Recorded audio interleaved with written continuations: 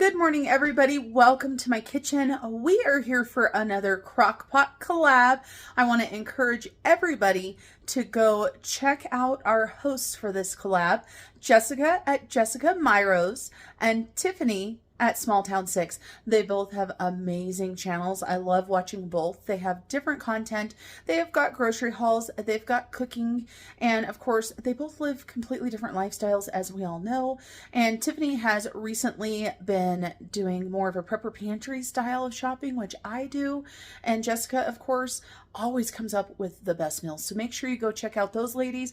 And also, make sure you go check out the collab list below. Let's go ahead and get started on my collab this week. Let's start out by talking about the ingredients. And when I read the ingredients for this recipe, I realized it could be a shelf-stable meal if you choose to. So this could be one of those things that if you don't have refrigeration or something bad happens, you could go shelf stable. And in order to make it shelf stable, of course, you would use some canned chicken of some variety. This is the ugly chicken that I canned myself back in July. And then, of course, garlic. You guys know that garlic sits in the fridge, but we know garlic is shelf stable. But today, I'm going to go ahead and follow the recipe as directed. So it calls for 4 chicken breasts. I can tell you guys what, I have these 2 chicken breasts, and they are absolutely huge. So we're rolling with it. And then it calls for evaporated milk or heavy cream. Of course, I've got evaporated milk and it's past its date, so we're going to go ahead and use that up. It calls for a can of Italian style petite diced tomatoes. Then it calls for some pasta sauce, some tomato pasta sauce. So I just grabbed some marinara sauce. It calls for some garlic, some salt, some cornstarch, some basil, dried basil, and some black pepper. It says you can serve it over rice or pasta. And it also calls for fresh basil over the top. I couldn't find any fresh basil. This stir-in basil paste is absolutely delicious. So we're going to use that for our recipe today.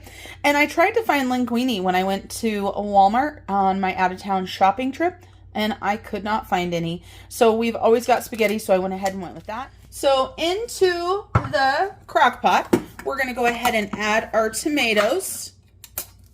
And we're also going to go ahead and add our pasta sauce. So it's the full can of tomatoes. And then it calls for 3/4 of a cup of the pasta sauce. So let's go ahead and get that measured out. And it said tomato pasta sauce. So I'm assuming it meant like a marinara. So that's what I'm going with. So 3/4 of a cup. I'm going to go ahead and get that put in there. And then we're going to go ahead and mix together these 2 tomato products. And then after that, we're going to mix together the evaporated milk and the cornstarch. So it calls for 3 cups of evaporated milk, or of course you can use heavy cream in this if you want. So, but we're going to use that evaporated milk because it was in our prepper pantry, and it is just about time to use it up. And of course, evaporated milk, you have to shake well, which I did. Let's grab a bowl. We're just going to grab an easy peasy one. And we're going to get this mixed in. We're going to go ahead and do 3/4 of a cup. And then the rest of this, my husband will use in his coffee. So it will not be going to waste. 3/4 of a cup of that. And then we're going to do 2 tablespoons of cornstarch. And we're going to whisk those together. Let's grab out a tablespoon. I have never made this recipe. It seems like for this collab, I mostly am wanting to try new stuff because I think it's great to find new recipes to add to your repertoire. And then also, I give people my real opinion on it. Like if it turns out, if my family likes it, if they don't like it, you know, things like that. So we're going to whisk this together. See if we can get that cornstarch mixed in with our evaporated milk. I love finding a recipe to use up this evaporated milk. I've got one other can in there, and I'm going to be looking for another recipe to use it up because I try to use everything in my prepper pantry by the date. Now let's see. We probably still have a little bit of chunks in there. And then we're going to add some garlic in there, some salt, and some basil. And that's the dried basil that we're going to add right now. We're going to call that good enough. I have no doubt that there might still be a little bit of chunks in there, but we know that this is going to cook for a long time because we're adding raw chicken into it. Look at how yummy that looks already. Just a nice creamy tomato sauce. And there is a little bit in there, but not too bad. And then we're going to go ahead and do our seasonings. So we need 1 teaspoon of salt. And you'd think I would have already had my stuff out here to measure, but you know, that would have been too easy.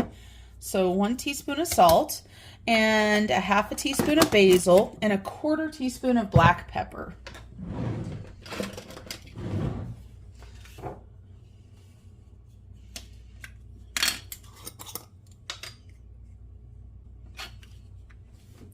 I will also be doing a dessert this month for the Crockpot Collab. This is the first time that I've done more than 1 recipe, so I'm pretty excited about that. It amazes me all of the desserts that you can cook in Crockpots. Like, I had no idea. That's one of the best things about doing these types of collabs, is it opens your eyes to so many different recipes, because of course when you're in the collab you want to support others that have made the videos and have taken the time. And I have found so many good recipes from the people in the collab with me. All right, so we did salt, basil, and pepper. We are going to go ahead and do some fresh garlic as well. It calls for 2 teaspoons of garlic. We always go quite a bit of garlic, so we're going to go ahead and do heaping teaspoons of garlic. And I find that this garlic from Sam's Club just doesn't seem like it's quite as strong as when I use the fresh garlic. But I've really enjoyed having this garlic in here. And this garlic right here is just minced garlic in water. If you look at the ingredients, it's garlic, water, and citric acid. So it doesn't have a lot of craziness in there. All right, so we've got that. And I think I'm trying to decide if we're going to leave those chicken breasts big like that or if I should cut it into 4 sections. I have a feeling I should cut it into 4 sections. I didn't think about it till just now. But let's go ahead and cut it, and it does have a little bit of fat on it, and I'm not a big fan of chicken fat, so let me grab a knife here. And yeah, these chicken breasts are huge. Huge, huge, huge. And of course, these came out of my freezer. These were out of my prepper pantry. So for this recipe, when I went to the store, I did have to buy tomato products, but that's just because my prepper pantry was running low on them. So you will have already seen the grocery haul that involves the recipes or the ingredients for this. Yeah, this chicken had some gross fat on it. All right, so we're just going to go ahead and cut it in half. We're going to put that chicken in there. And we're going to go ahead and do the same thing with this other breast. Look at how big those are. It's kind of scary, right? I would love to have my own chickens and stuff and my own eggs and do meat birds, but I live in town on a small lot and I'm just not set up for that yet. But hey, one day, right? I watch all my homesteading friends do all of their chickens and their eggs and all of that. And I just tell myself, one day, self, one day. All right, let me wash my hands. And I've got some tongs, so I'm just going to go ahead and push these down. And this is how I got the chicken out of the bag that I had it. Oh my goodness, you guys. This already smells delicious. So we're going to go ahead and let this cook. And of course, like I told you guys, if you wanted to make it a shelf-stable meal and you wanted to use pre-cooked chicken, of course, I wouldn't even think you would need a crock pot, but we know that it's slow cooking in the crock pot adds so much flavor. So let's get the lid on this. And then I'll bring you guys back in a couple hours and we'll see what it looks like. It says to cook it on 4 to 5 hours on high. So I've got it on high. I'm going to come back and check it in a little bit and I'll bring you guys along. All right, you guys, it is now 4:30. So this has been going, I think, for about 3.5 hours. I'll have to look and see when I actually started it. I just stirred it and it smells amazing. I am so excited to try this. You can see the sauce looks super yummy. And of course, we're going to add some of that basil paste when we're ready to eat. I'm going to go ahead and cook up some spaghetti when we're ready. And we're going to have a salad as well. I can't wait to taste this. And we're going to have Bridger taste it and let you guys know his honest opinion about this. So we'll be back in just a little bit. All right, so don't mind the background noise. Of course, I live in a home with other people. So I went ahead and added some of this stir-in basil, and it still has a yummy, yummy smell. And of course that basil is just going to make all the difference. It is a little bit thinner, but I think it's going to be okay. I was thinking about, I'm going to ask my family if they actually want me to shred this chicken into the sauce, and that might take up a little bit of the sauce, but if they just want chicken chunks, then we're going to leave it just as it is. So we'll figure out what we're going to do, and then we'll come back with a beautiful picture of the meal along with a taste test from Bridger. All right, so here we added just some of the fancy dancy shaker Parmesan. For anybody that hasn't met my husband, this is Bridger with his head hair. So he's going to taste it and let us know what he thinks of this crock pot meal. What do you think? You think it's thumbs up? Mm-hmm. Did you taste any of the chicken? Let us know. Is the chicken dry? I kind of chunked up the chicken, you guys. I didn't totally shred it up. It's not dry. Good deal. All right, you guys, thank you for joining me for this portion of the collab. As I promised, I will be doing a dessert as well. So let's jump into the dessert. Here are our ingredients for the cake. We have got flour, we've got baking soda, salt, and baking powder. We have pumpkin pie spice, or I actually use the cinnamon plus spice from Pampered Chef. We've got a 15-ounce can of pumpkin. We have got a 12-ounce jar of caramel.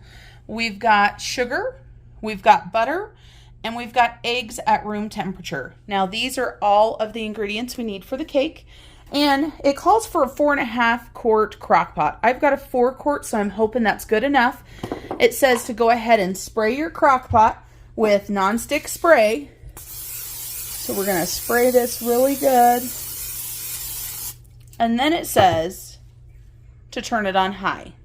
So right now, just so you guys know, it was off, so we're going to go ahead and turn it on high. That's funny how much is in the air. So we've got that on. Then we're going to go ahead and make our cake. So let's get started. The first thing we're going to go ahead and do is we're going to go ahead and mix our dry ingredients. So we've got our flour, our salt, baking powder, and baking soda.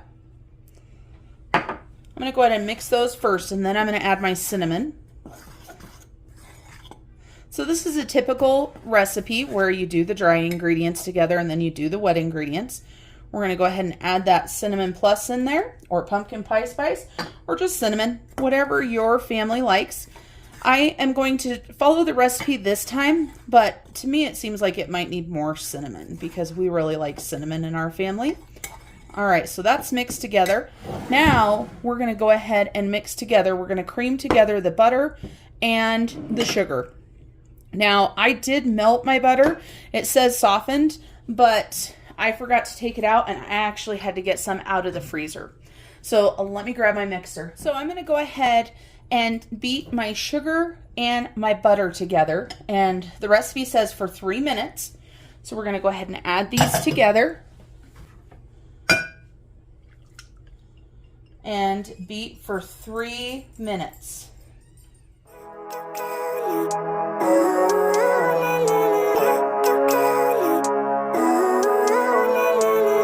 Living life, every day, late at night, not okay.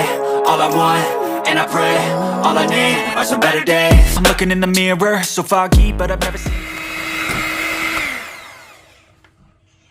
Okay, 3 minutes has passed. And we're going to add the eggs in one at a time. Now, I'm going to go ahead and crack my eggs into this little ramekin here, because these are eggs from a local chicken. So we're going to go ahead and put one in. We're going to beat it. I'm going to go ahead and crack a second one so that I am ready. Let's go ahead and beat these in. I feel like I'm losing my mind. Is everybody... All right, now we're just going to go ahead and add our pumpkin in. So if I would have been thinking, I would have had it opened already, but no. So we're going to beat in our pumpkin, and then we will slowly add our flour.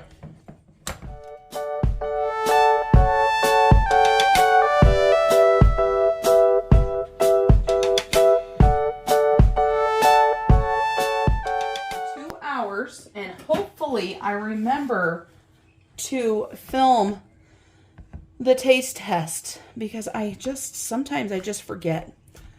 So let's see. I love using a glass mixing bowl because I can see if the bottom of it is mixed or not.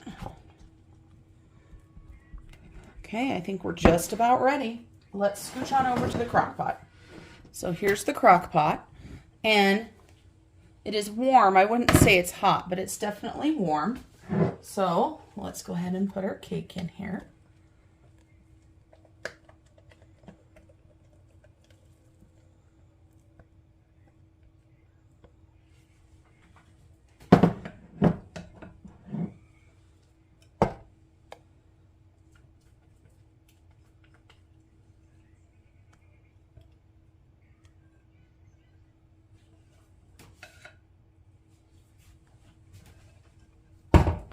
Then we're just going to go ahead and spread it out per the recipe. We're going to put the lid on it and we're going to let it cook for 2 hours. And then I will be back.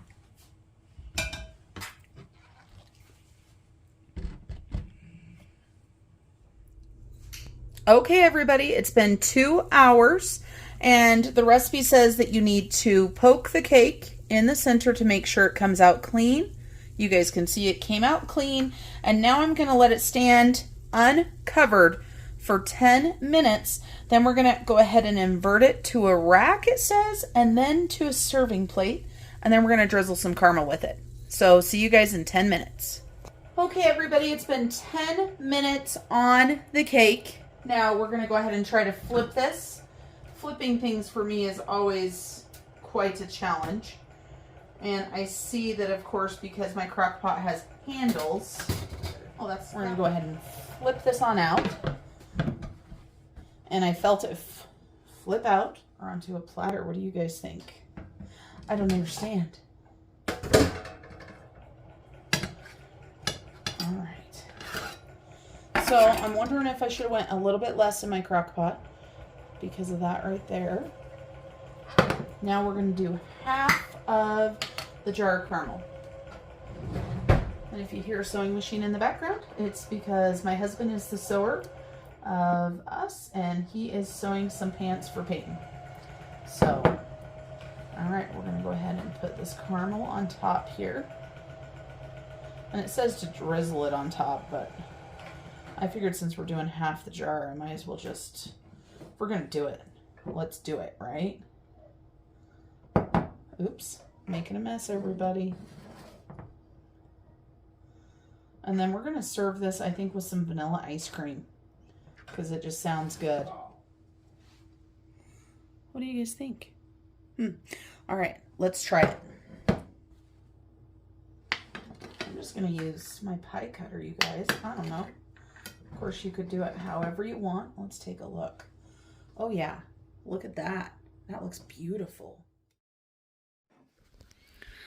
All right, everybody, there's Bridger. He's going to try this out. We've never made this before. We've never tasted it. So he's going to be the guinea pig. It's very good. Very good. It looks like it's super moist. Is it super moist? Is it overly sweet with the caramel on it? It's pretty sweet. Pretty sweet. Very tasty. Okay. All right, everybody, you heard it here. So here is the cake. It does look delicious. Now, I assume with the caramel on it that it is going to be sweet like Bridger said. So we shall see. I'll taste it and then I'll let you guys know. All right, everybody. I'm going to go ahead and taste it now. Let's see. So I'm going to take a bite of the cake without the ice cream.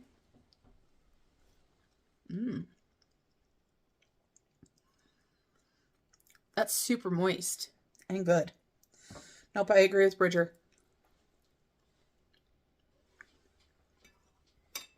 I better have another bite just to make sure.